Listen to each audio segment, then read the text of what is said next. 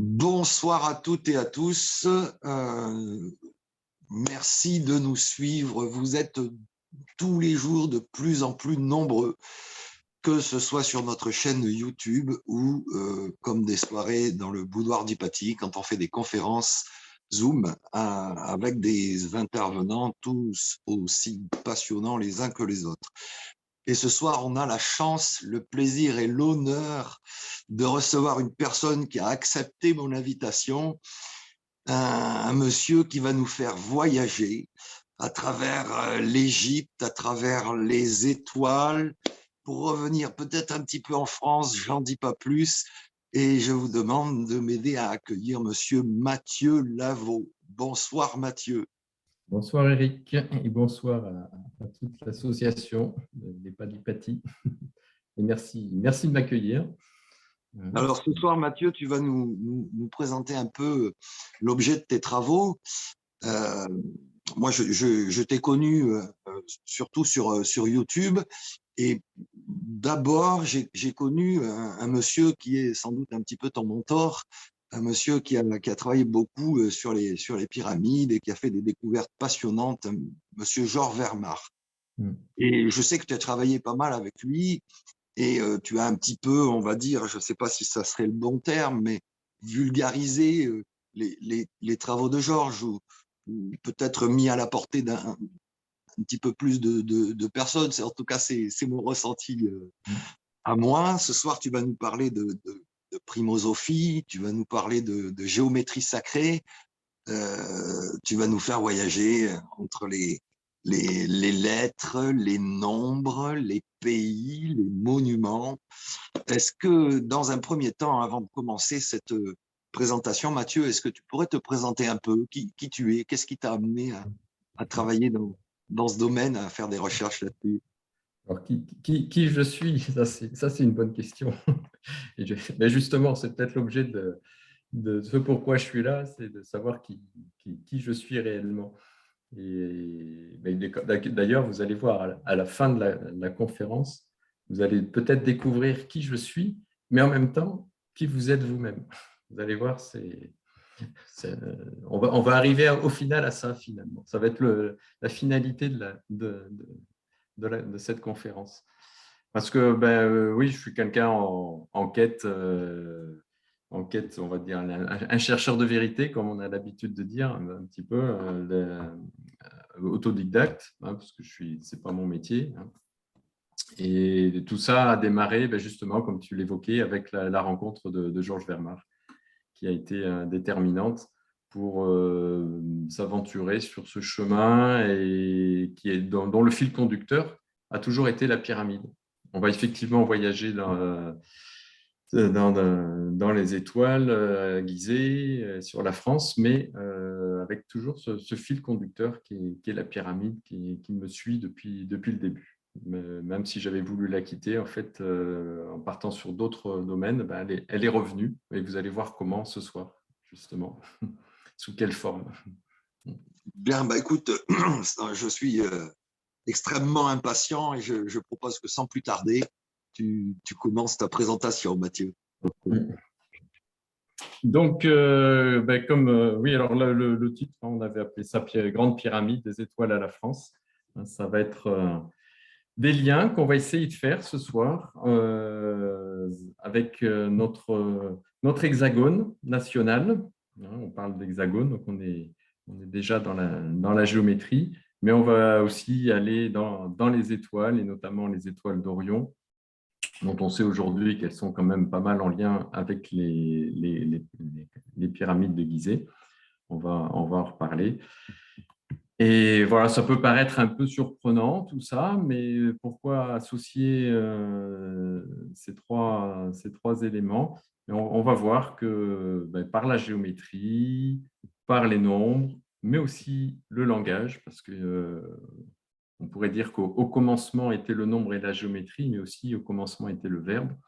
Et on va voir que notre langage français, plus spécialement, va nous permettre d'aller vers des découvertes intéressantes qui vont nous permettre d'aller au-delà du simple constat de ce qu'on a l'habitude de voir déjà, de se dire, bah oui, par exemple, la pyramide, elle est construite avec le nombre d'or, des proportions particulières. Donc, tout ça, c'est des constats qui sont intéressants, qui ouvrent déjà des portes sur l'histoire de ces pyramides, qui peuvent remettre même certains éléments en question de l'histoire.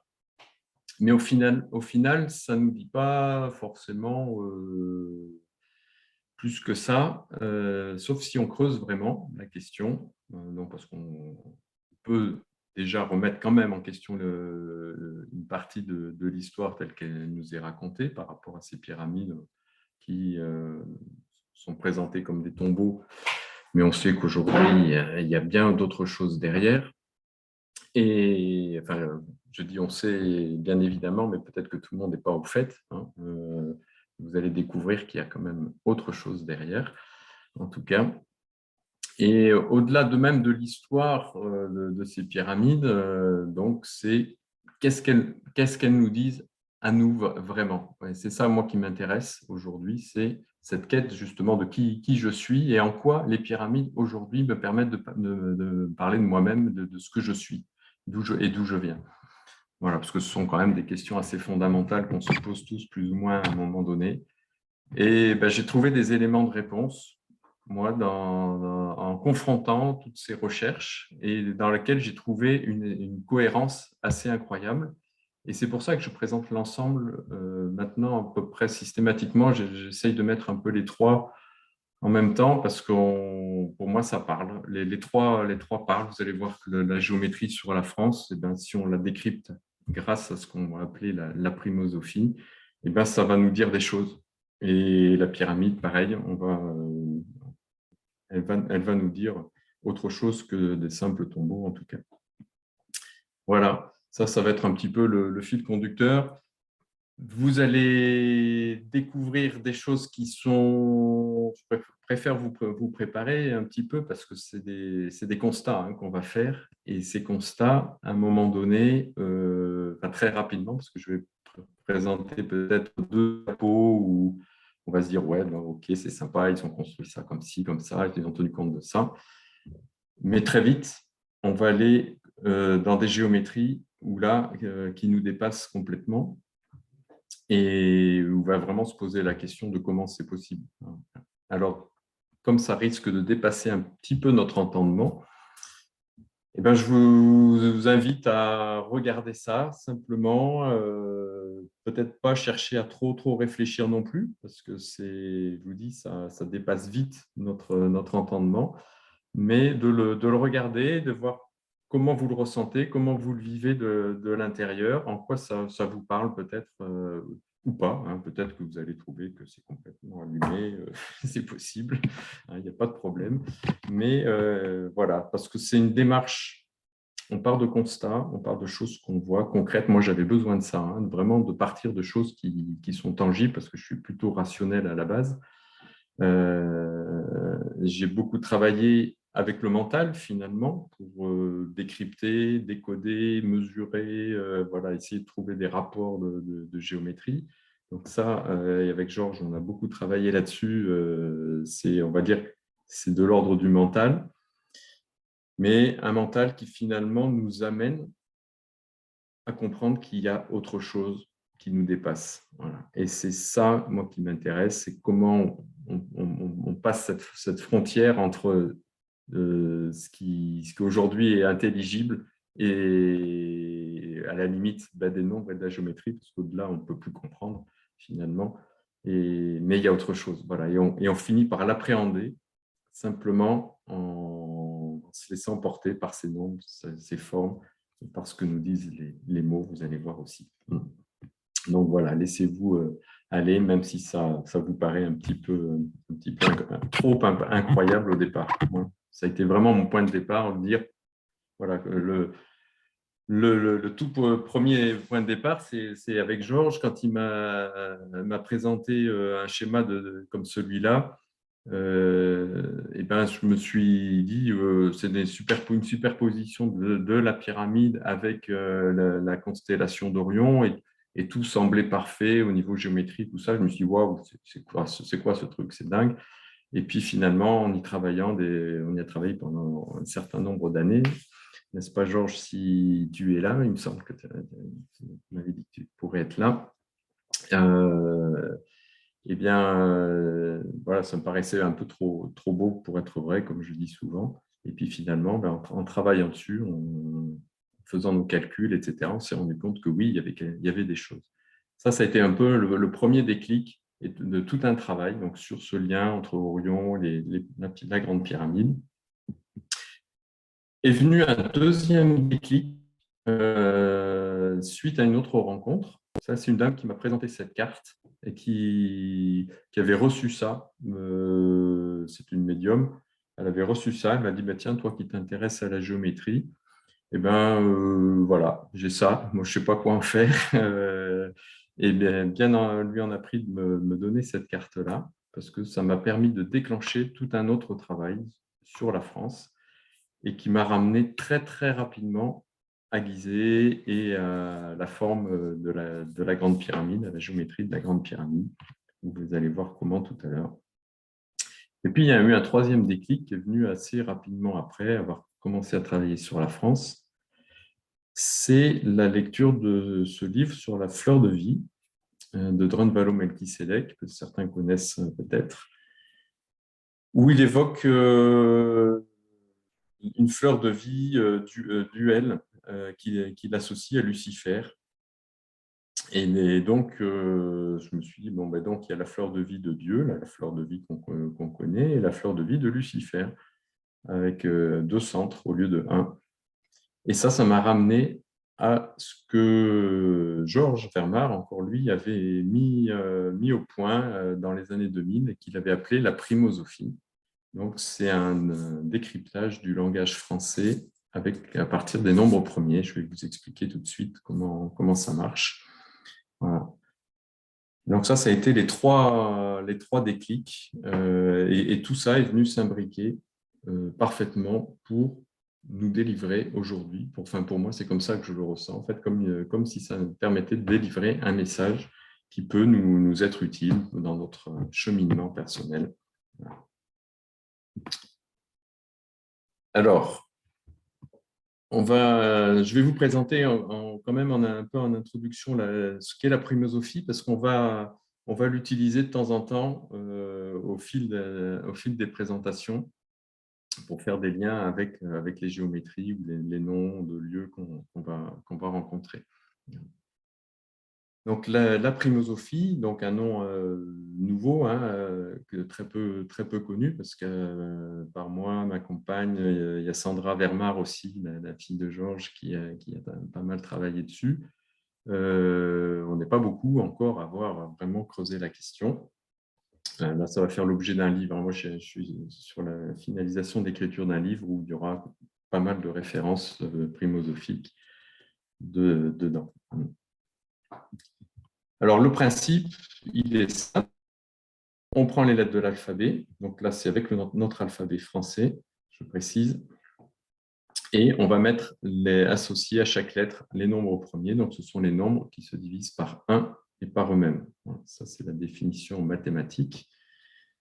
Sachant que les mathématiciens d'aujourd'hui n'intègrent pas le 1 en tant que nombre premier, parce qu'il a d'autres composantes qui fait que tout faire, le 1. Donc, il avait été enlevé. Non, nous, on l'a remis parce qu'il répond bien à la définition mathématique qu'il est divisible par 1 et par lui-même, même si il a été rajouté un code, une règle qui dit que les deux nombres doivent être différents. Voilà. Mais on va partir du 1 parce que vous allez voir qu'on parle de nombres premiers et tout l'objet va être justement d'aller retrouver le 1, d'aller retrouver l'unité. C'est ça l'objet de notre quête au final. Eh bien, un des premières découvertes qui avaient été faites par Georges à l'époque, c'était que le mot Dieu totalisait 102. C'est-à-dire que si je prends le D, 5, le I, 19, plus le 7 du E et le U du 71, on avait Dieu et Lucifer. C'est pour ça que quand j'ai vu la fleur de vie, là, qui faisait référence à Dieu et Lucifer, hop, ça m'a reconnecté à ça, alors qu'on ne l'avait pas retravaillé spécialement.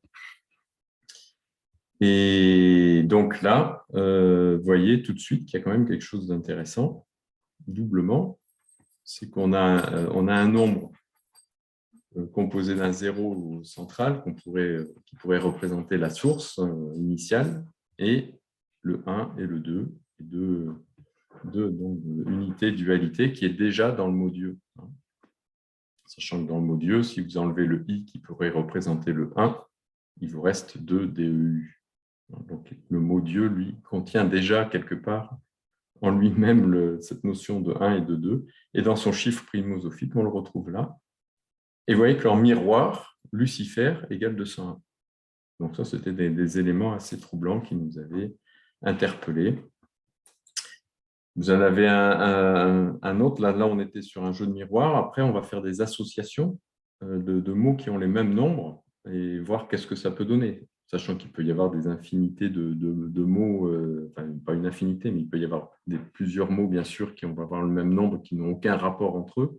Mais on va voir qu'il y a quand même certains qui ont des correspondances qui sont vraiment très, très troublantes.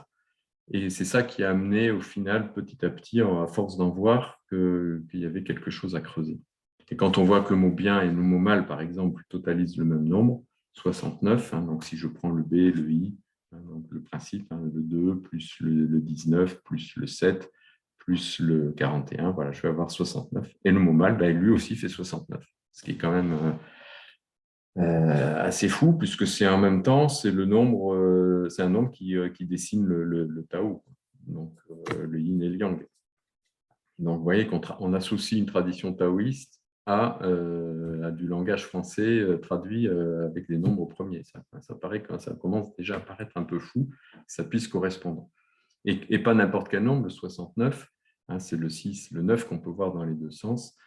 Bien mal, s'ils ont le même nombre, c'est que c'est peut-être les deux faces d'une même chose.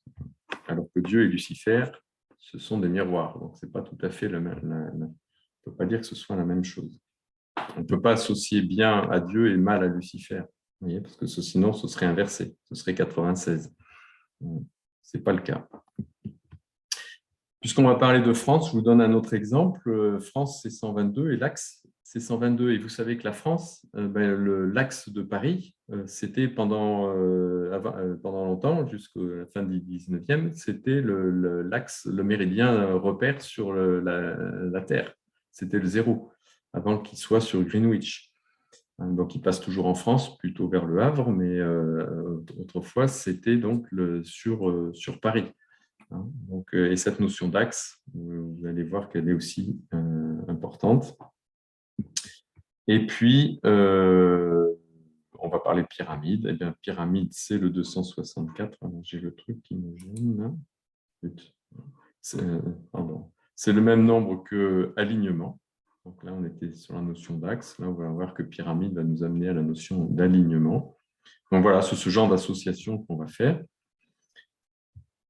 Et le 264 va beaucoup nous parler par la suite. Et puis, vous avez Orion, puisqu'on va parler aussi d'Orion, qui nous dit 205 et c'est l'unité. Voilà. Et donc, quelque part, peut-être aller, hop là, pardon, mauvaise manip, quelque chose qui va peut-être nous renvoyer, en allant vers Orion, peut-être que nous allons pouvoir cheminer vers cette unité. Voilà, je vous donne ces quelques exemples d'associations qu'on peut faire et puis qui nous mettent un peu dans le bain de ce vers quoi on va essayer d'aller. Alors, ceci étant dit, comme je vous disais, on va l'utiliser un peu tout au long de la présentation, mais on va partir maintenant plus concrètement sur Gizeh, directement sur le plateau de Gizeh. Si on regarde la géométrie du plateau, vous avez déjà certainement vu, pour la plupart d'entre vous, des éléments qui montrent qu'il y a une géométrie particulière. Je vous donne ici un exemple. Vous voyez que si on prend ici une arête, et un cercle qui fait l'arête de la pyramide.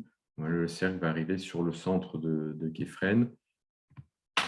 Si je pars ici sur cette autre arête-là, on va arriver sur les deux centres de Khéops et Mykérinos.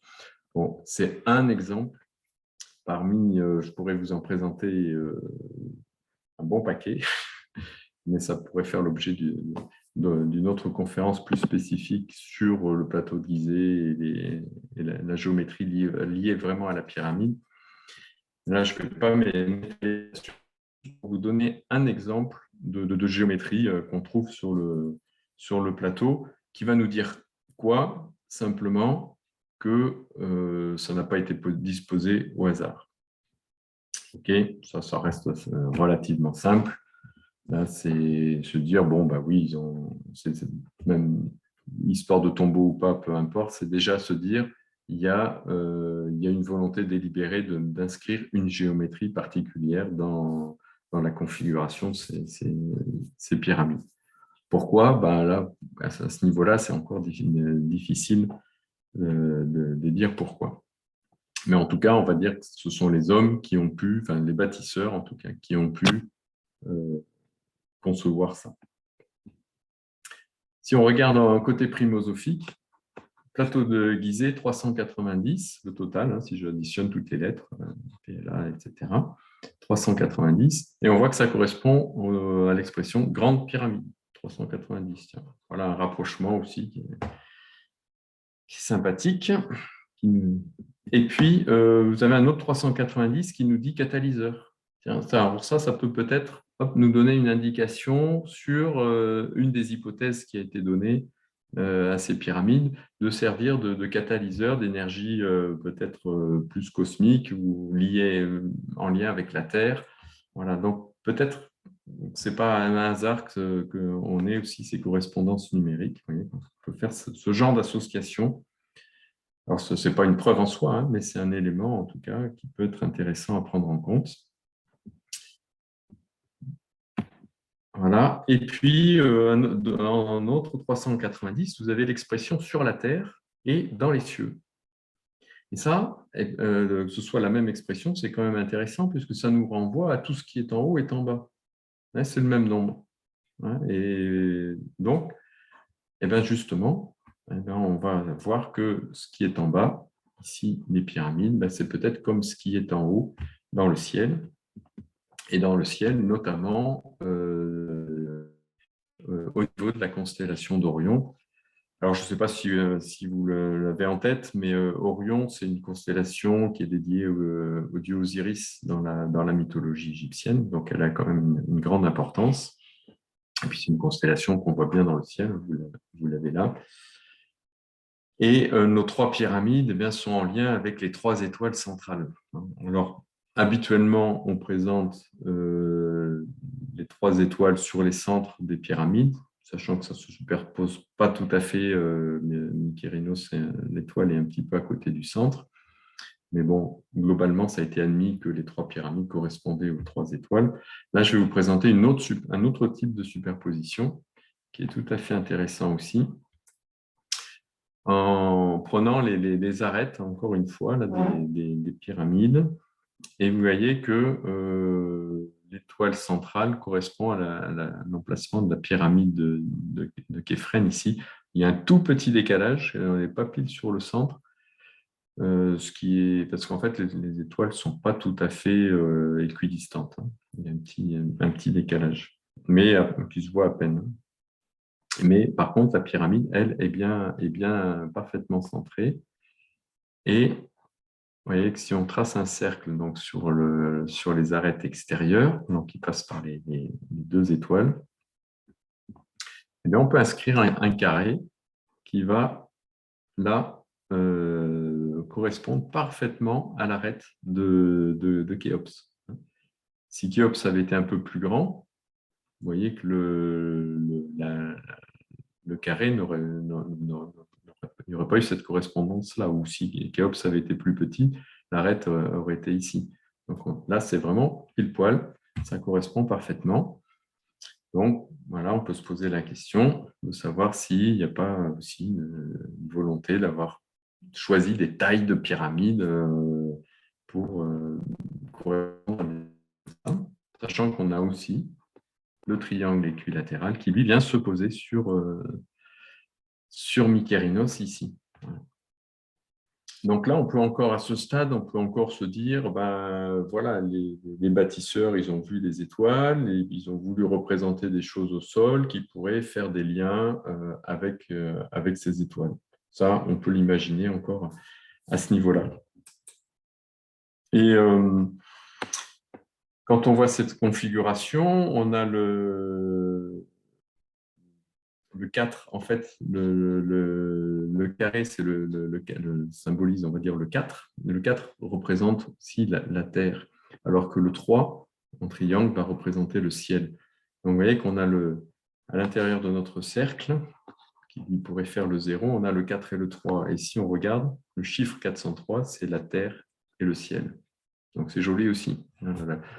C'est là en quoi la primosophie vient apporter un petit éclairage supplémentaire qui n'est pas inintéressant.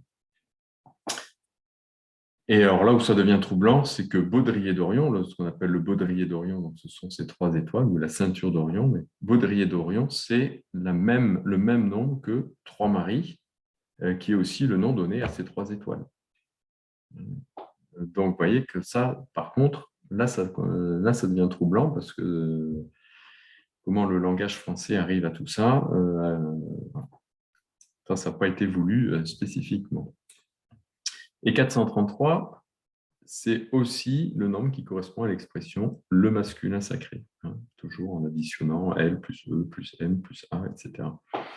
Le masculin sacré qui va être représenté dans la mythologie égyptienne par Osiris. Vous avez le couple sacré Isis-Osiris.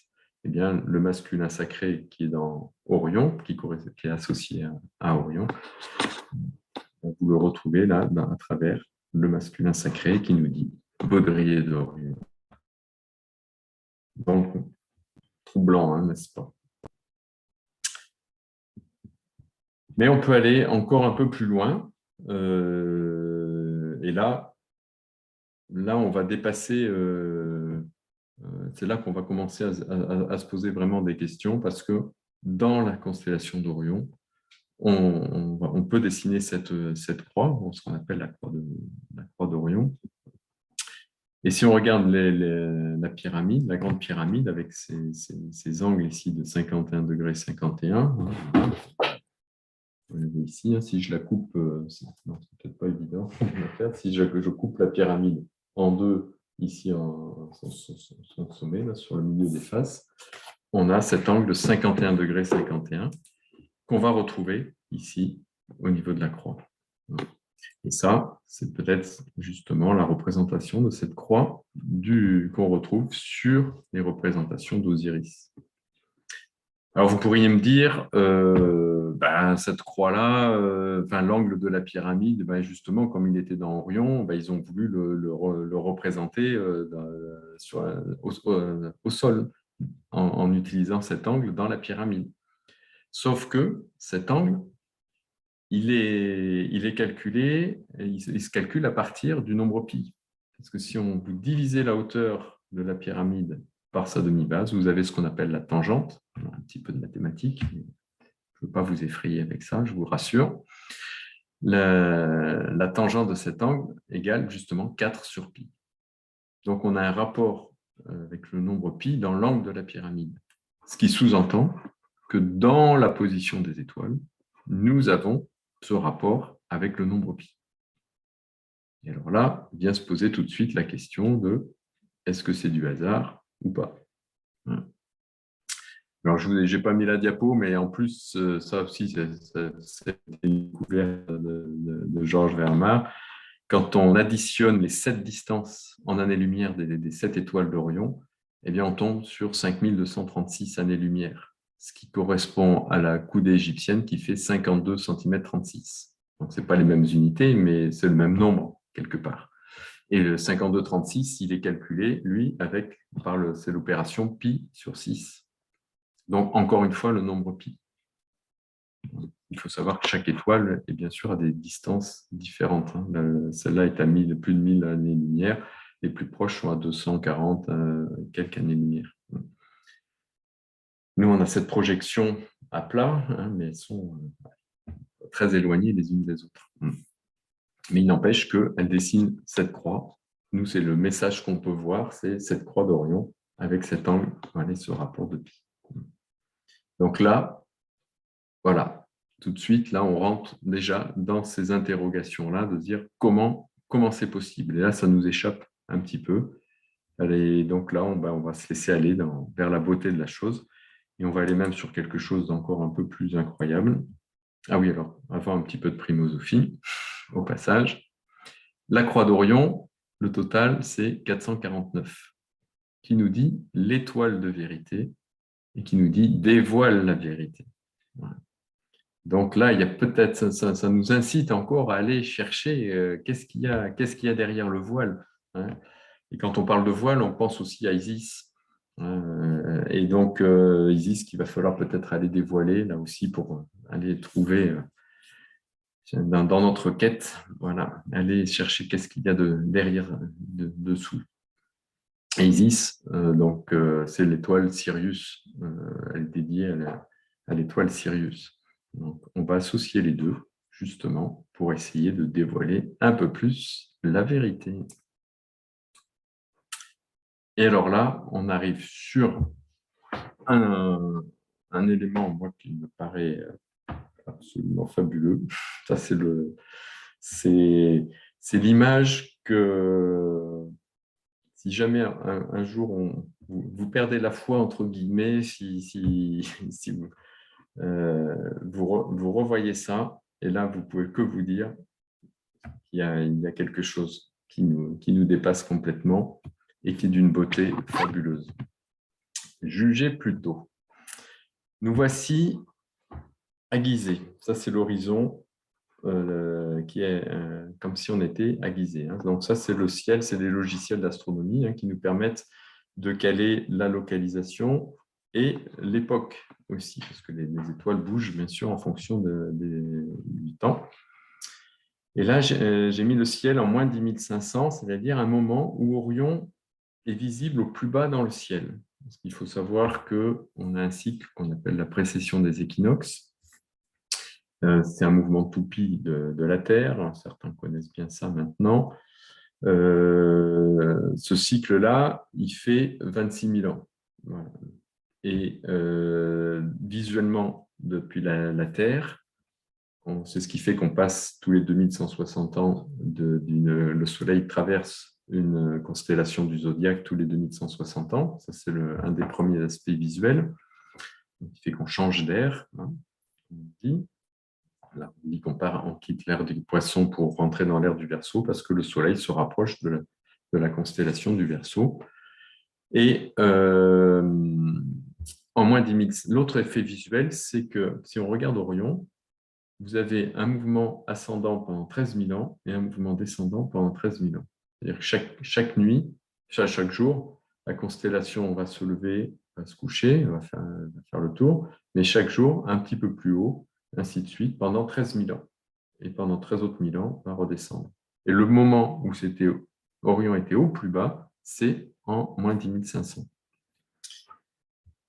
Et quand on est à Gizeh, qui plus est, c'est l'ensemble, Sirius ici et Orion, sont vraiment au ras de l'horizon.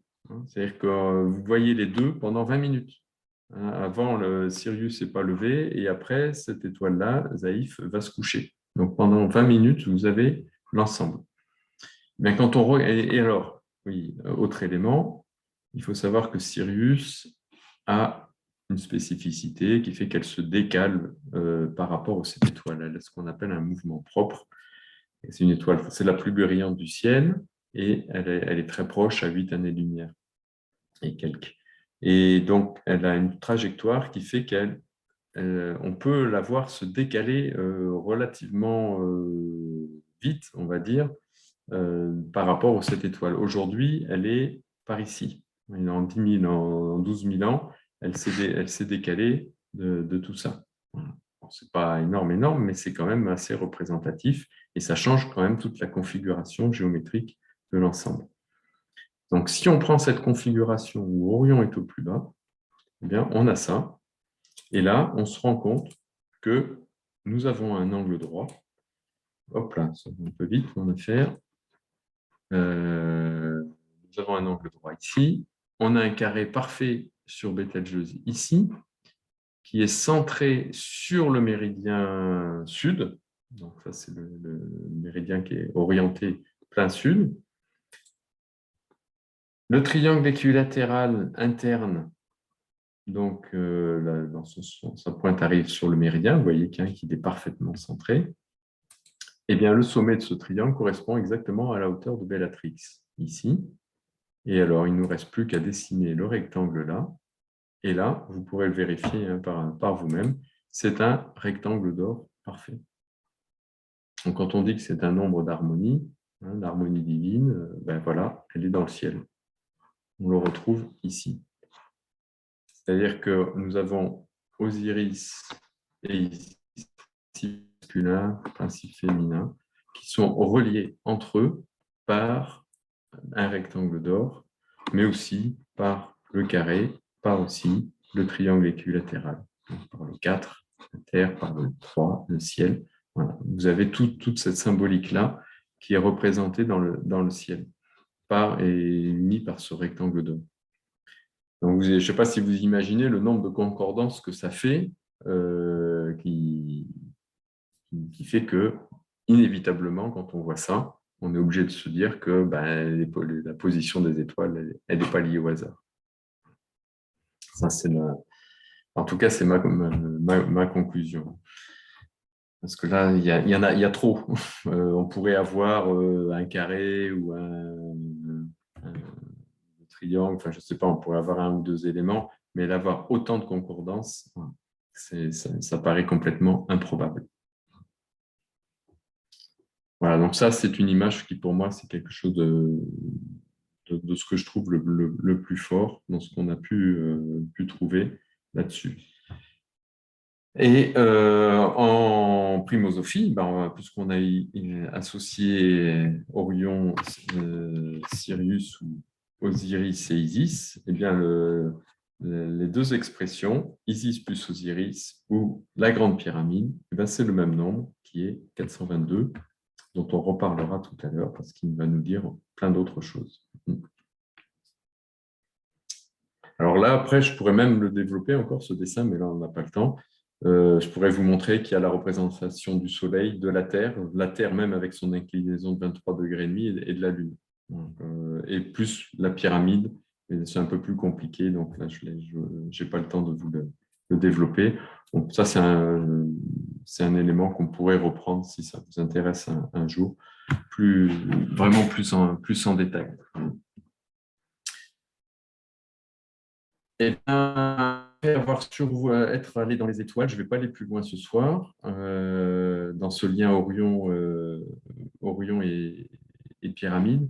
Mais on va maintenant revenir sur la France. On va survoler la France, juste en regardant d'abord même sa position sur le globe, pour se rendre compte qu'elle est donc à la latitude du 45e, donc c'est le méridien, la latitude moyenne de la Terre.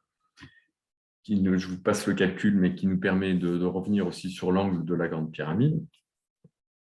Et ce qui est intéressant aussi, c'est que la pyramide, si vous la regardez, on va la voir comme ça avec son angle de 51 degrés 51. Et si vous la regardez sur les arêtes, voilà, son angle va être plus grand, enfin plus petit, au contraire, et ça va être un angle de 42 degrés. Donc là, 51 quand on la regarde de face, et 42 quand on la regarde vue depuis l'arête. Eh bien, la France se situe bizarrement entre les latitudes justement de 51 degrés 51, qui se trouve là ici un petit peu au-dessus, et 42 degrés, qui est là un peu en dessous. Donc, ça, un premier indice qui pourrait nous faire dire qu'il y a peut-être un lien entre la France et l'Égypte. On va aller un peu plus loin. Donc voilà notre 51. Eh bien, sur l'axe de Paris, vous allez trouver un endroit qui s'appelle l'Équerre, un petit village de 3 maisons, un petit hameau, et qui s'appelle l'Équerre à côté de Saint-Amand-Montrond. Alors, ce n'est pas pile poil sur le méridien, mais c'est juste à côté, à quelques centaines de mètres. Et eh bien, ça va être un centre qu'on va utiliser pour dessiner un cercle jusqu'à notre 51. Et vous voyez alors à ce moment-là qu'il vient border vraiment juste la limite extrême de la France au niveau de la Bretagne, ici. Voilà. Et ce cercle a la particularité de faire exactement 3600 km de circonférence. Donc voilà, ça a été un élément déterminant pour aussi caler ce centre. Voilà. Parce qu'on avait cette référence là aux 3600 km. Vous savez que c'est les nombres qui étaient utilisés par les Sumériens, c'est la référence aux 360 degrés du cercle. C'est un nombre assez parlant. Mais on va aller, alors qu'on va retrouver justement en faisant le lien Stonehenge-Gizeh, 3600 km. Et Stonehenge va me servir maintenant de repère pour caler sur mon cercle, sur la France, un autre cercle qui, lui, va faire 1000 km de diamètre, toujours centré sur l'équerre. Alors, je ne l'ai pas dit, ça me semblait évident, mais on entend l'équerre, l'instrument de mesure, et bien sûr l'équerre, le Caire, la référence à l'Égypte. Sauf qu'on va rajouter deux S, et ça c'est pas anodin, côté primosophique. Sur cet axe, ça c'est une petite anecdote, mais que j'aime bien, c'est que le dernier village qui est avant la frontière espagnole, le plus proche de l'axe, s'appelle Pi. Voilà. Pi, pyramide, Pi, le nombre Pi. Bien sûr, ça veut aussi la référence au Pi de Pyrénées, mais pour nous, ça peut aussi évoquer autre chose.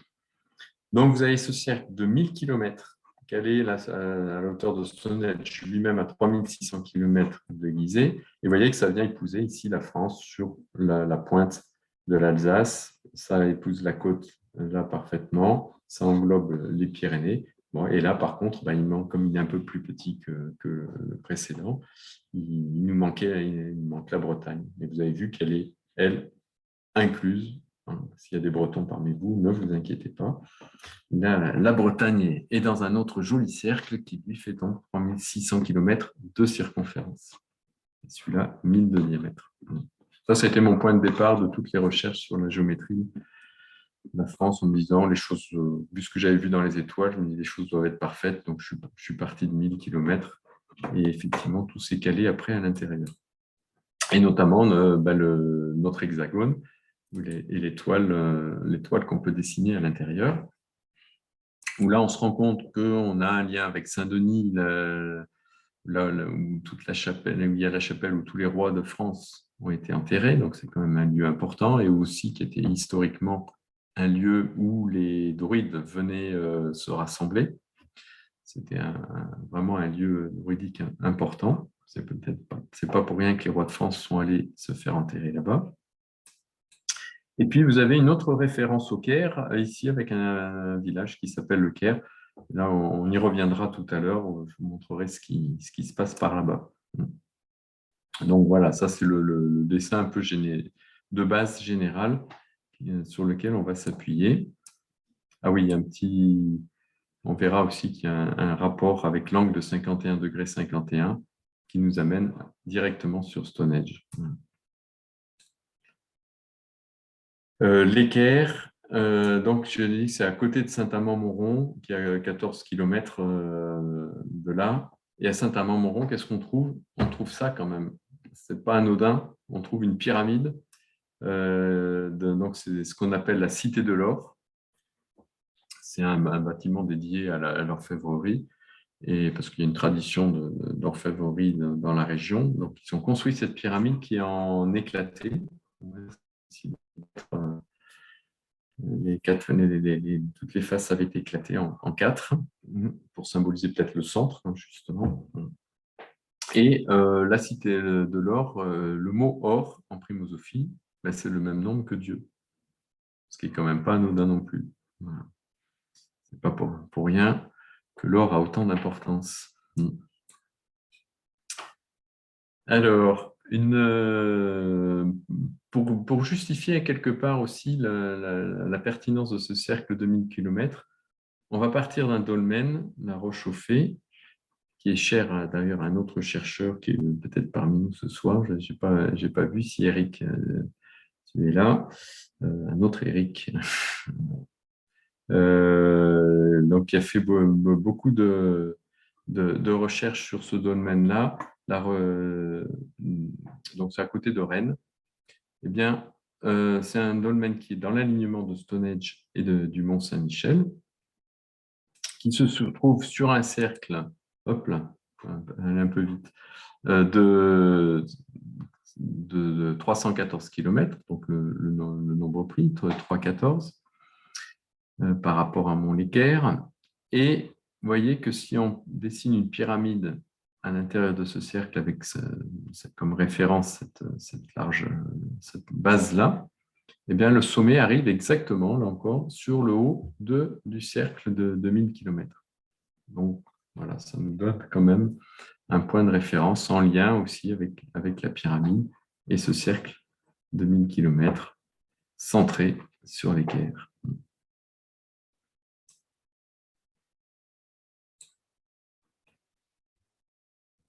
Je reviens sur ce petit Le Caire, là, ici, qui est du côté de Sisteron. Et vous allez voir comment notre pyramide se dessine.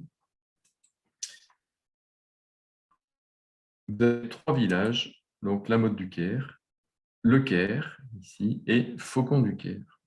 Et il se trouve que ces 3 villages sont alignés et par rapport à une ligne horizontale est-ouest, eh bien, vous avez à nouveau cet angle de 51 degrés, 51 minutes. J'ai oublié la minute. Voilà, donc Sisteron doit être un petit peu plus là au sud.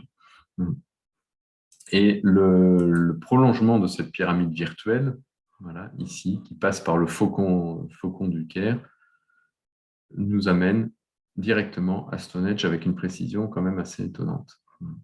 Et Faucon du Caire, peut-être, si vous êtes habitué à la mythologie égyptienne, tout de suite, vous allez penser à Horus, qui est là, au-dessus, au sommet.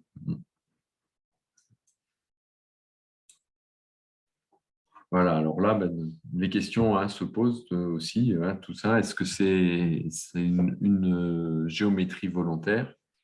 De la même façon que dans les étoiles, là, c'est plus l'homme qui a décidé de comment il allait placer les étoiles. Là, sur Terre, on peut douter que tout ça a été mis de façon vraiment volontaire avec des formes géométriques comme ça. Vu sur carte avec Google Earth moderne, un outil moderne, c'est facile. Mais autrement, ça semble un peu compliqué à se dire, à anticiper, de se dire, ouais, tiens, on va habiter là, ça fera un village, ce sera bien aligné, on pourra dessiner la pyramide. Ça commence à paraître assez improbable.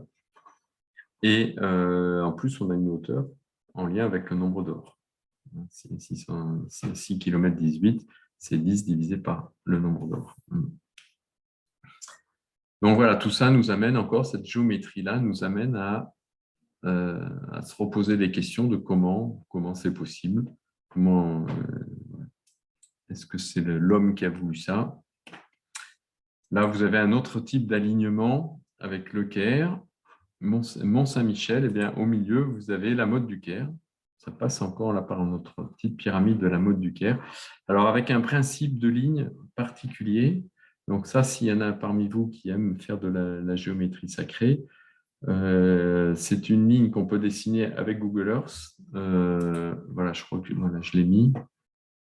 Ça, je le précise parce qu'il y en a qui avaient essayé de le refaire et qui avaient eu un peu du mal. C'est une ligne qui se fait avec l'outil ici polygone. Voilà, vous prenez 2 points et en fait, ça vous dessine cette ligne courbe automatiquement. Et en fait, si vous la prolongez, elle va arriver automatiquement au pôle Nord. Et si vous la prolongez vers le sud, une fois qu'elle va passer l'équateur, elle va aller vers le pôle d'elle-même. Voilà. Donc, se dessine un grand S, voilà, qui va relier les deux pôles. Et ces deux pôles, ils sont reliés eux-mêmes par un axe intérieur droit, hein, donc, qui pourrait représenter le I. Et en surface, le I de l'intérieur et voilà, l'axe intérieur. Et en surface, ça va faire un S, voilà, qui va rejoindre aussi les deux pôles. Donc là, on est sur la partie extérieure. Et c'est ce jeu symbolique d'intérieur-extérieur et de rejoindre les deux pôles. Moi, ça me parle.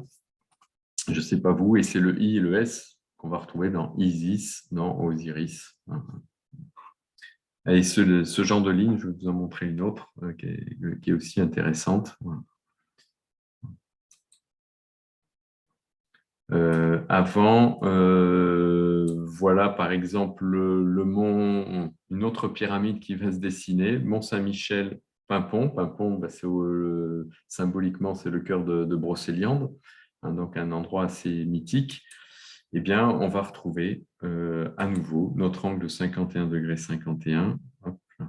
Ah oui, alors là, j'ai mis au niveau primosophique, Paimpont 302, Saint-Michel 303. On a ce 1 de différence, là, ce 1 qu'il va falloir peut-être aller chercher. Vous le voyez ici, vous avez une hauteur de 66,6 km, le fameux 666, qui est un très beau nombre, hein, au niveau primosophique, parce que c'est la connexion à sa divinité. C'est pas rien. Et c'est aussi dans les entrailles de la Terre, au plus profond de soi. Voilà, c'est là que, si on veut aller chercher sa divinité, il va falloir aller dans le 666, c'est-à-dire au plus profond de soi, dans les entrailles de la Terre. Et on va le retrouver, ce fameux 666, là, dans cette hauteur de pyramide, et une demi-base, du coup, qui fait 52,36. Vous vous rappelez la coudée égyptienne qui fait 52 cm 36, pi sur 6. Voilà.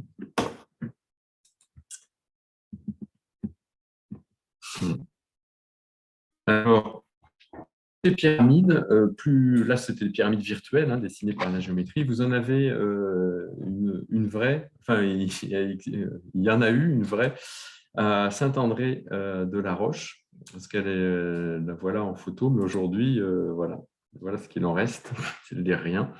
Elle a été détruite par la construction d'un échangeur d'autoroute. Et cette pyramide est très proche d'une autre pyramide qui est celle de Phallikon. Ici, donc une petite pyramide, hein, mais il en manque toute une partie, hein, dont on ne sait pas forcément grand-chose. Hein. Il y a des histoires autour. Hein. Je vous invite à les regarder de plus près si ça vous intéresse. Moi, ce qui m'intéresse là, c'est cette ligne qui part de Saint-André-de-la-Roche à Phallikon.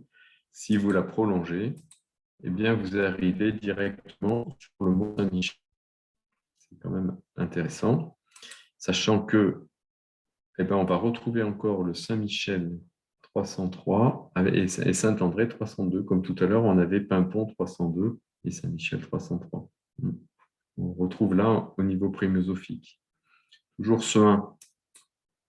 Et là, ce 1, on va peut-être le retrouver cette fois en passant par le centre. Vous voyez que notre ligne va ici passer par le centre de notre cercle.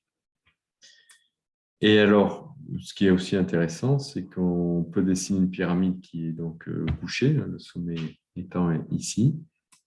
Et là, vous avez une pyramide de 360 km de côté et 444 km de hauteur. Donc 360, c'est la référence au 360 du cercle. Et on arrive à la hauteur d'Arc, le cristal d'Arc, hein, qui est là-haut. On est juste un petit peu en dessous de la ville d'Arc. Et si on regarde de l'autre côté, on peut dessiner une autre pyramide qui, elle, va faire 333 km de côté, comme 411 de base. Et on arrive à la hauteur de Arc, pas très, très loin de Bugarach. On est là, cette fois un petit peu au-dessus d'Arc. Voilà. Donc, c'est voilà, encore une autre façon de dessiner deux pyramides et qui relie deux vraies pyramides, Saint-André et Fallicone, plus donc un lieu quand même emblématique qui est le Mont Saint-Michel. Donc là, pareil, hein, tout ça, ces alignements-là, ils n'ont pas été décidés, à mon avis. Enfin, on pourra en rediscuter après. Ils n'ont pas été conscientisés pour le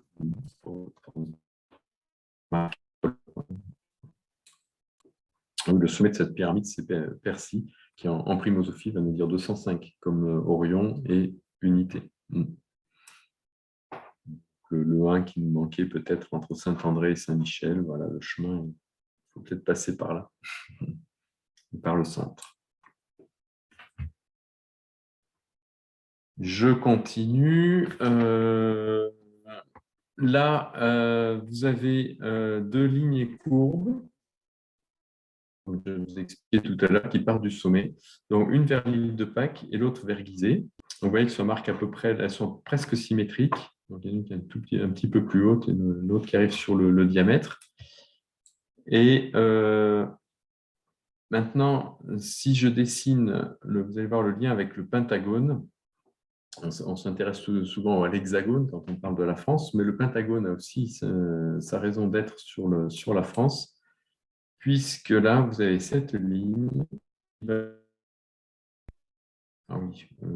sur lequel je vais pouvoir dessiner un triangle donc, en lien avec mes deux lignes qui s'appuie ici sur Paimpont. On passe sur juste devant l'abbaye de Paimpont. Et là, on passe sur le Saint-Mont. Alors ça, c'est un peu particulier parce que ce n'est pas très connu du tout. Enfin, ce n'est pas connu. Mais ça a été le point de départ, curieusement, de toutes les recherches sur la France. Parce que la personne qui m'a donné la carte initiale, en fait, elle est de cette région-là. Elle m'avait amené sur ce site où on a ressenti vraiment une connexion très forte avec Gizeh, justement. C'était assez puissant. Et là, il se trouve que géométriquement, je retrouvais ce lien avec Gizeh et mon fameux cercle de 1000 km. Voilà, donc la pointe, elle arrive comme ce n'est pas tout à fait symétrique par rapport à un Paimpont, la pointe arrive un petit peu après en fait, le Saint-Mont, dans ce qu'on appelle le Moutier des Fées. Peut-être une référence aux fées qu'on va retrouver à Brocéliande. Et en bas de mon triangle, on arrive à Bugarache, encore un haut lieu bien connu celui de 2012 avait fait beaucoup parler, n'est-ce pas, de Bugarache, et puis donc, il y a tout ce qui se passe autour, avec Rennes-le-Château à côté, Rennes-les-Bains, il y a tout le mystère autour de ce lieu, et là, je vous invite vraiment à aller voir tout ce qui se passe là-bas. Mais donc, géométriquement, on arrive pile dessus, à la hauteur, parce que le Bugarache est juste tout près de l'axe de Paris. Le cercle qui entoure, vous voyez, qui vient épouser le pentagone, et il fait 777 km de diamètre. Voilà. Je pourrais vous montrer que c'est en lien avec le Soleil aussi, mais bon, là, je n'ai pas le temps. Voilà. Ce qui est intéressant, c'est que ce triangle, si vous basculez, voilà, vous faites basculer de 30 degrés, eh bien, vous arrivez ici sur Saint-Denis, le Saint-Denis qu'on avait tout à l'heure, et la médiane nous donne ici le Caire, qu'on avait déjà tout à l'heure, qui était sur le grand triangle intérieur, vous vous rappelez. Voilà. On a un point d'intersection ici intéressant. Et puis, surtout, c'est là, en ligne droite, vous arrivez sur Gizeh directement. Voilà, pour s'en rendre compte. Voilà. Donc, merci Google Earth. Voilà. Gizeh direct. Vous voyez, ce triangle qui est inscrit dans le Pentagone, il est quand même vraiment intéressant. Il nous fait plein de liens possibles encore avec Gizeh, Le Caire, Saint-Denis et la mode du Caire. Je regarde l'heure quand même. Bon, je vous parle quand même de la Roseline. C'est encore une ligne courbe qui va partir de la chapelle Sainte-Roseline, Roseline Chapel en Écosse, et qui va rejoindre la chapelle Sainte-Roseline à côté de Fréjus, pour le symbole de l'arc, hein, et qui arrive donc sur Paris. Voilà. On va voir où précisément. Avant, ça c'est des points que j'ai peut-être moins développés pour ceux qui ont déjà l'habitude de voir ce que j'ai fait. On se rend compte que, en fait, vous avez ici un triangle. La sortie de la ligne se fait sur le tréport, trépied, il y a une histoire de 3 là peut-être. On va voir qu'il est important ce 3. On arrive sur Toulouse à l'aplomb, la ville rose. On est sur la Rose Line.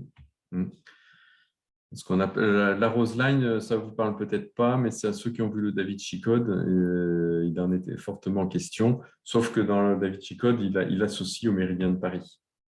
Mais pour moi, la véritable Rose Line, elle est là. Elle rejoint ces deux chapelles. Sachant que si je prolonge, on arrive aussi au pôle Nord et au pôle Sud. On rejoint les deux polarités de la Terre. Et bien là, vous avez un angle de 60 degrés en ligne droite. Voyez, donc là, ça, c'est la ligne en courbe, en plein. Et en triangle, voilà, vous avez 60 degrés, les 60 degrés du triangle équilatéral de 60, 60, 60. Et ça associe Roseline, Sainte-Roseline d'un côté et Sainte-Germaine de l'autre, qu'on retrouve à la Pibrac, qui est à côté de Toulouse. Et ces deux saintes qui ont eu le même miracle, c'est-à-dire qu'à un moment, l'une s'est fait prendre par son père en train de vouloir donner du pain à des pauvres, et lui, il ne voulait pas. Et quand il la surprend, elle soulève sa cape et il y a plein de roses qui apparaissent au lieu des pains. Et Sainte-Germaine, c'est la même chose. Je trouve c'est sa belle-mère qui la surprend à vouloir donner du pain à des gueux. Et puis, en fait, au final, quand elle ouvre la cape, ce sont des roses. De miracles. Et les corps aussi ont été conservés. On peut voir encore le corps de Sainte-Roseline dans la chapelle de Sainte-Roseline. Sainte-Germaine, par contre, il a été détruit alors qu'il était parfaitement conservé au moment de la Révolution. Donc, voilà, quelque chose encore d'assez surprenant sur un plan géométrique. Mais le plus intéressant, c'est que quand on regarde alors, primosophie, rose, c'est 231, c'est quand même le mot lumière. Donc, on pourrait dire que c'est une ligne de lumière, hein, quelque part. Quand on regarde, pardon, j'ai oublié aussi ça, ligne, puisqu'on parle de rose ligne, la ligne, c'est 111, qui nous dit aussi bleu. Et Sainte-Germaine est représentée aussi en bleu et Roseline aussi. Voilà. Et c'est le bleu qu'on va retrouver dans Marie, le féminin. Alors, j'en arrive à Paris, puisque ça passe sur Paris. Alors, ça n'arrive pas sur la pyramide du Louvre comme dans le Da Vinci Code, mais ça arrive sur l'Arc de Triomphe, sur la place de l'Étoile, ce qui est quand même joli. Symboliquement, c'est la place de l'Étoile. Et pas n'importe où, sur un pilier, qui est le pilier sur lequel on va retrouver, je vous le donne en mille, l'indication de la ville de Rosès, en Espagne. En haut du pilier, la première ville qui apparaît, c'est Rosès. J'étais allé voir ça juste avant d'aller faire une conférence chez Rémi Péco, l'Observatoire du réel, qui est parmi nous ce soir. Et quand j'ai vu ça juste avant ma conférence, ça m'avait un petit peu troublé, parce que je ne m'attendais pas à voir un truc comme ça. Et voilà. Donc, c'est quand même assez fou, quoi. Et là, vous voyez bien que c'est pas... Là encore, ça ne peut pas être concerté. Il fallait l'outil Google Earth parce qu'on est sur une ligne courbe, hein, en plus, le principe de ligne courbe. Donc, sans ça, ça ne marche pas. J'en profite au passage pour dire que sur l'Arc de Triomphe, là je le recentre parce qu'il y a une petite erreur de parallaxe sur la photo, mais si je le remets bien au centre, par rapport à l'axe vertical nord-sud, voilà, qui est là sur les deux arêtes, eh bien, vous avez un angle de 60 degrés au milieu qui arrive exactement direct sur Gizeh, voilà, en passant juste devant la rose sud de Notre-Dame. Donc, encore un lien avec Gizeh.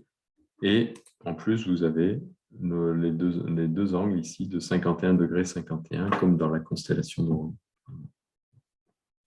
Vous voyez que là, par contre, là, on peut imaginer que ça a été construit en conscience, en intégrant ces données-là, par rapport à l'angle et peut-être par rapport à l'alignement avec Gizeh, ça c'est possible. On a parlé d'Orion, et bien sachez qu'en France, nous avons des villages qui s'appellent Orion, voilà, dont un dans les Pyrénées Atlantiques. Il y avait même une stèle dédiée à la Libération où vous avez le dessin de la constellation d'Orion. Donc, ils sont quand même attachés à leur étoile. Et vous avez un autre Orion en Ardèche. Et puis, j'ai découvert un autre, enfin, je connaissais, parce que ma grand-mère habitait juste à côté, comme par hasard, 7 km, donc c'était pas loin, d'un village qui s'appelait Ouaron, et qui en fait autrefois s'appelait Orion. On parle encore du pays d'Orionie là-bas, mais bon, il y a eu un moment donné, il y a eu une inversion et c'est donc devenu Ouaron. Et bien, en reliant ces trois Ouaron, Orion, on se rend compte que sur un des angles, on va retrouver encore l'angle de 51 degrés 51. Donc, elle est partout. Notre pyramide, elle est partout. Et là encore, en plus, en lien avec Orion, comme on avait fait dans les étoiles. Et alors, ce qui est encore assez fou, c'est que si vous partez de cette stèle ici, donc ça nous donne un point très précis, à l'équerre, là, au centre, eh bien, vous avez 444,4 km. Voilà l'équerre, hein. C'est 3 maisons. Hein, voilà. Et là, on arrive ici, on est à 444,4 km. Donc, pour vous dire la précision. Donc, c'est quand même assez encore incroyable là, d'avoir tout ça. Je rappelle qu'au passage, avec Georges Vermar, on avait créé l'association Horizon 444, voilà, parce que c'est un nombre qui nous parlait beaucoup. Et là, je l'ai retrouvé là pour relier donc, Orion et Mont-l'Équerre central. Et 444 nous dit le temple d'Orion, hein, c'est joli, et cœur de l'Équerre, hein, qui est au centre, au cœur de la France. C'est la beauté éternelle, c'est la lumière du Graal. Et puis, je ne sais plus, j'arrive pas à lire parce que j'enlève. Ah voilà, j'avais le truc qui me cachait. Et oui, et chemin de l'ascension. Et justement, on va finir là-dessus. On va essayer de comprendre quel est ce fameux chemin de l'ascension. Et pour ça, on va passer par 3 autres l'équerre qui sont du côté de Vichy, qui forment un petit triangle. C'est à côté de Blozelle. Hein, si certains connaissent le musée de Blozelle, là, il y a des trucs aussi très intéressants à découvrir sur l'écriture, justement des écritures un peu inconnues. Eh bien, vous avez un triangle de isocèle de 11,1 km de côté. Là. Et par rapport à l'équerre, ce triangle-là pointe exactement vers l'équerre au centre à 111 km. 110,9 plus précisément. Mais bon, on va dire 111. Et donc, vous voyez qu'on a encore un chiffre précis. Tout à l'heure, on avait le 444 depuis Orion. Là, on a le 111 depuis ce triangle-là. Et ce 111, c'est le 111 de la ligne, du mot ligne qu'on a en primosophie. Et c'est lui qui va nous intéresser aussi, parce qu'en fait, symboliquement, c'est ça qu'on va essayer de décrypter, hein, c'est ces 3 1 qu'on va mettre au centre, là au centre de la France, sur l'axe. On va voir à quoi ça nous amène. 111, c'est aussi de A à Z, au passage. Donc, c'est tout notre alphabet français. On va passer, voilà, nous amène au 111, sachant que, petit aparté, si je prends alpha, parce que c'est l'équivalent de A à Z, c'est l'équivalent de l'alpha à l'oméga, quelque part. Et alpha, c'est 97, ça nous donne la lettre Z. C'est-à-dire qu'on part de l'alpha qui nous dit A, qui représente le A, et on arrive au Z. Voilà. Et si je prends oméga, eh bien c'est 101, c'est-à-dire le 1, on repart du 1, mais dans la centaine. On est sur un autre plan. On vient de passer les dizaines, et là, on est sur les centaines. Donc, l'oméga nous ramène au 1, quelque part, alors que l'alpha nous amène au Z à la fin. C'est assez rigolo à constater ça. Je reviens à nos 3,1 qui nous représentent le 3, hein, bien sûr. Et 3, c'est 249 en primosophie. Et bien, qui nous dit l'équerre 249, c'est les 3. C'est aussi le 3. Donc, nos 3,1, on a mis au centre, là, avec cette flèche quelque part.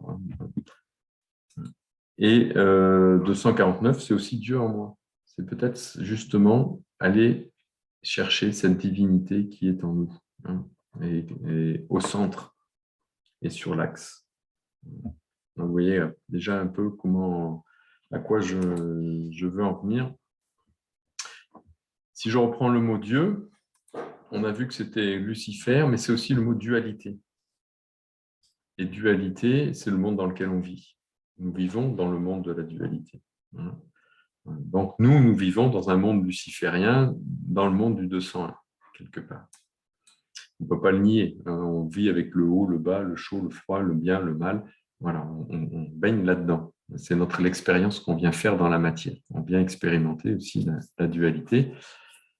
Pour retrouver quoi? On va voir. En fait, ce qui se passe dans ce jeu de miroir, c'est ce qui se passe dans notre œil.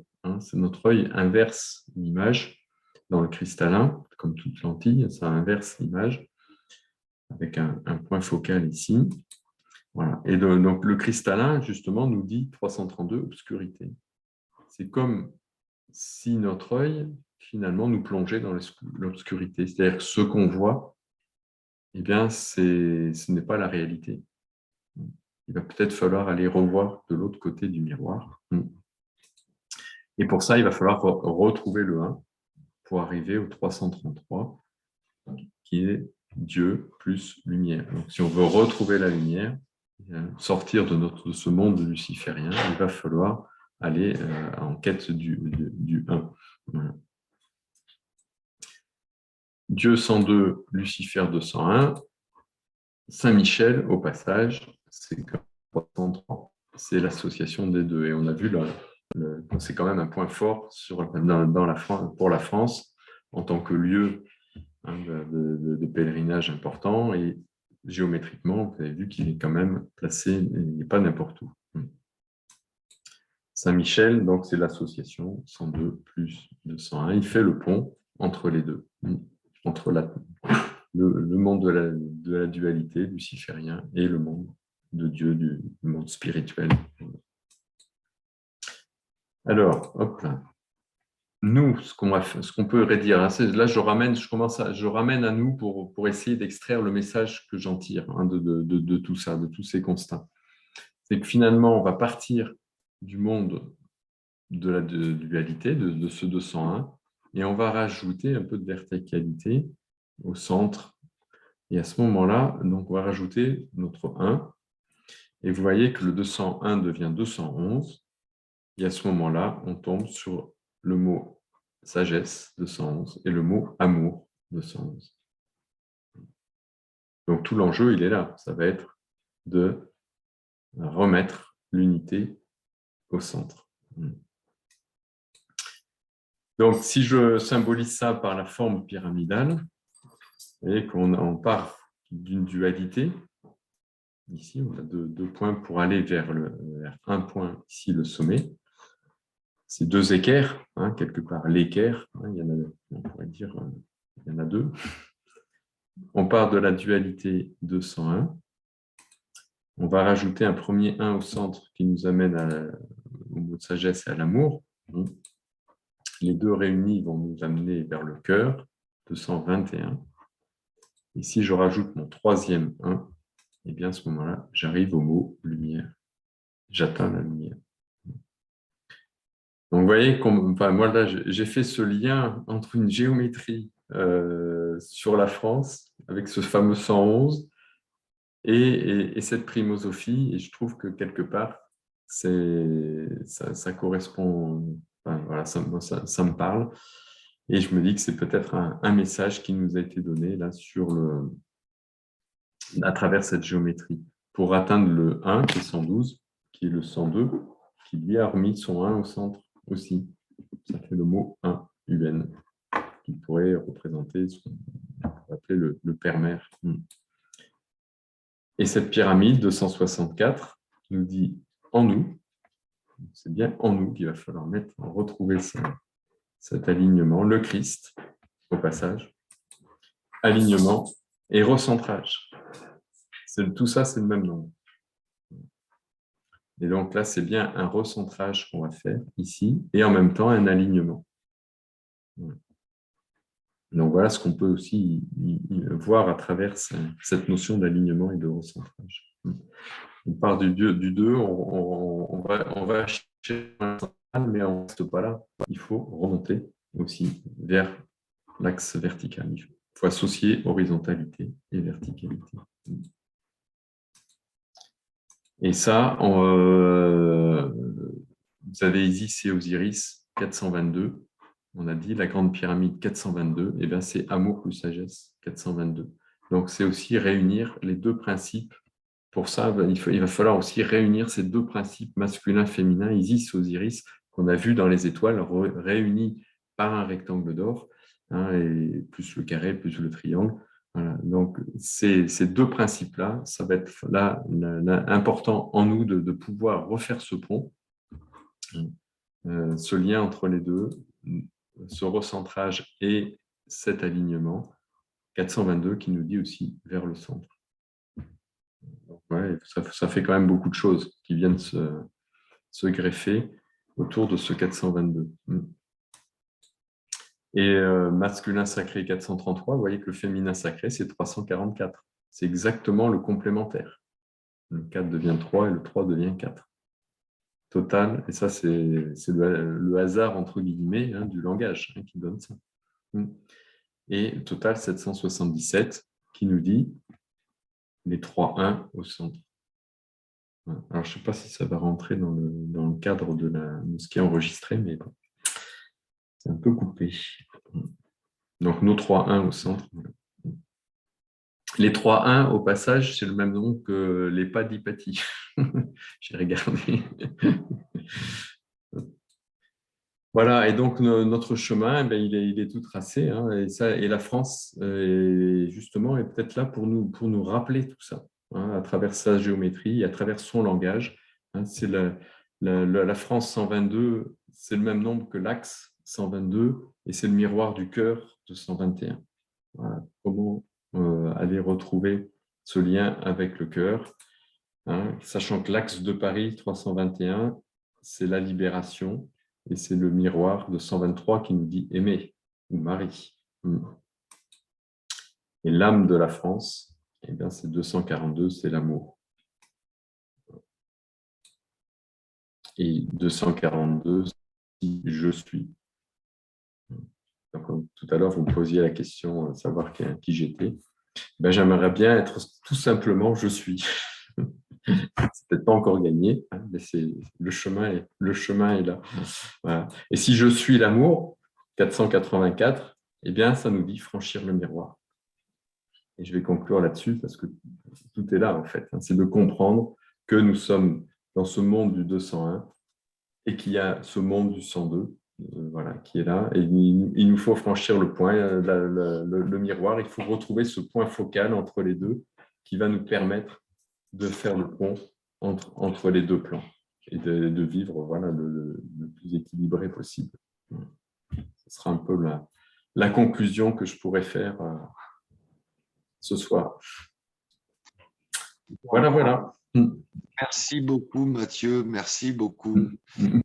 Un peu dense peut-être, mais voilà. Je suis audible, tu m'entends, Mathieu? Oui, très bien. Écoute, je te remercie beaucoup. C'était vraiment extraordinaire. On sent quelqu'un qui a travaillé beaucoup, qui a fait beaucoup de recherches. et avoir un final tel que tu nous l'as proposé sur l'amour, sur le recentrage, j'ai envie de dire presque sur Dieu.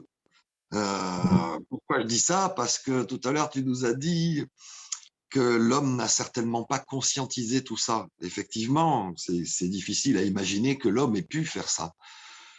Mais pour le coup, qui? Et forcément, rapidement, on pourrait penser à Dieu. Voilà. C'est rassurant parce que Dieu est à la fois dans le verbal, hein, avec les mots, et notamment les mots français.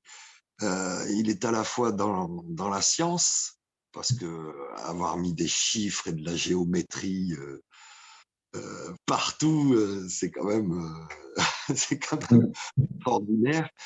Et puis, ben, ma foi, peut-être qu'il est à la fois en nous et partout, à la fois. J'ai envie de te demander, Mathieu, quand tu fais une découverte, quelle est ton émotion? Comment tu réagis? Ta première Ah, réaction? eh ben, alors, c'est variable selon les découvertes et aussi les moments. Ça, je peux dire que franchement, pour certaines, je parle notamment par exemple les étoiles, le lien dans les étoiles et Orion. Moi, franchement, j'en ai pleuré. Et Georges Vermar en est témoin. Hein. C'est des choses qu'on a vécues tous les deux. C'était des moments, c'est magique parce que en fait, on sent une connexion qui se fait à ce moment-là, quelque part. Et là, ouais, il y a une émotion qui est vraiment très, très forte. On se dit, mais c'est dingue, mais c'est pas possible, c'est waouh. Et voilà, c'est la joie de la découverte. Hein. C'est une joie profonde qui est là. Du coup, tu essayes tout de suite de partager cette joie, tu vois, Ah ben, de... en général, bah oui, tous les débuts là, que j'ai pu faire, des années que j'ai pu travailler avec Georges, ben, dès qu'on avait quelque chose, on s'appelait parce que on était déjà les deux à les deux à pouvoir se comprendre tout de suite sur la base d'un schéma qui était compliqué pour d'autres au départ. Donc, on pouvait partager ça et ça nous faisait du bien aussi de pouvoir le. Et puis très vite, ben, on avait créé cette association en 2005 pour pouvoir faire des conférences et voilà, partager tout ça. Sur le site internet, là, on a pu aussi mettre beaucoup de choses. Là, Georges, il y en a mis. Là, vous avez tout ce que vous voulez là sur Orion et les pyramides, tout y est. Donc, grandepyramide.com, hein, au passage. Voilà. D'accord. Dis-moi, Mathieu, on va en rester là pour ce soir. Et pour nos auditeurs qui sont présents, ils vont pouvoir continuer à discuter un petit peu avec toi. Mais en tout cas, pour le schéma des petites conférences YouTube que l'on fait, on essaie de faire un petit peu en dessous de 1h30. Du coup, bien sûr que c'est dommage, mais je précise qu'il y a plusieurs choses. C'est qu'on a décidé ensemble de faire plusieurs opus dans l'année. Alors, on n'a pas encore défini la régularité, si on aura une ou pas. Mais en tout cas, tu repasseras nous voir, si tu le veux bien. Avec plaisir. Il y a tellement de choses à dire que là, à chaque fois, c'est toujours un peu frustrant parce qu'on est obligé de raccourcir et d'aller vraiment. Là, j'ai essayé d'aller à l'essentiel, mais chaque domaine, on peut le développer. Voilà, Oui. donc, que ce soit sur la géométrie autour du plateau de Gizeh, dans les étoiles, sur l'art, dans l'art égyptien aussi, on retrouve systématiquement, dans plein d'éléments de l'art égyptien, on va retrouver regroupé la terre, la lune, le soleil, la pyramide, le rectangle d'or. Donc ça, rien que ça, c'est déjà énorme parce que ça nous pose plein de questions sur la connaissance qu'ils pouvaient avoir. Et ça, dès 3000 ans avant Jésus-Christ. Donc, avant la soi-disant construction de la grande pyramide. Alors, elle est déjà présente dans le dessin, la géométrie de plein d'objets d'art égyptien, alors qu'on ne le voit pas. c'est très subtil, hein, c'est des points de repère. Mais une fois qu'on a compris le jeu, on le retrouve de partout. Et ça, je peux vous montrer plein d'exemples comme ça. Et puis, sur la France, je vous ai montré un peu l'essentiel quand même, mais il y a d'autres choses qu'on peut développer. Et puis, alors, la primosophie, on peut la décliner sous plusieurs angles, voilà, y compris sous un aspect plus poétique, parce que on peut faire des rimes primosophiques, c'est-à-dire qu'on fait des rimes avec des mots ou des petits bouts d'expression qui ont le même nombre au final.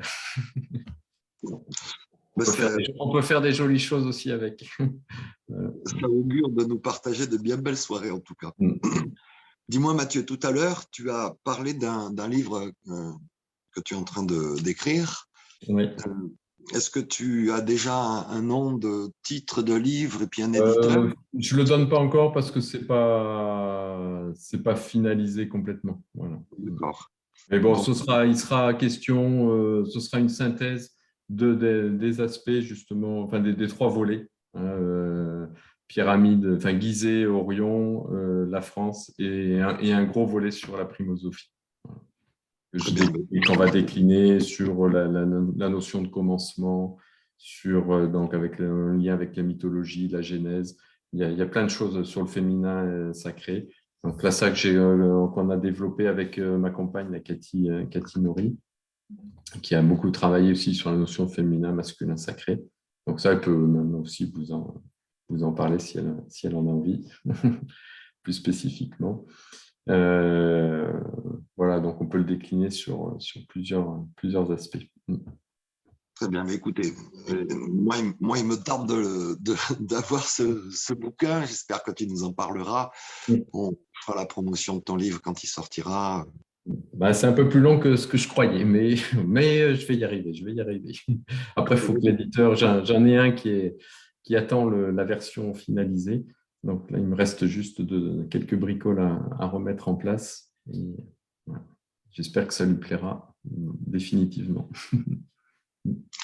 Bien, encore une fois, Mathieu, merci beaucoup. Et puis, je précise que pour les youtubeurs, n'hésitez pas à nous suivre et puis donc à vous abonner sur notre chaîne et puis cliquer sur le petit pouce bleu, ça nous propulse un peu plus dans les propositions de YouTube. Mathieu, je te remercie beaucoup et puis je te dis à une prochaine fois sur notre chaîne. Il me tarde d'en savoir encore plus. Bonsoir à tous. Avec plaisir. Merci à toi. À bientôt.